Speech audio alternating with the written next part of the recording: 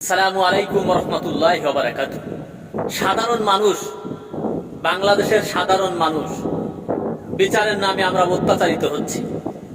একটা মামলা রায় পেতে 35 বছর কেন লাগবে?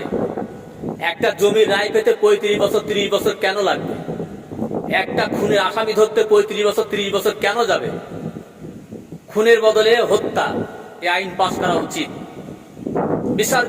বিচার ব্যবস্থা এত দীর্ঘমেয়াদী কেন হবে?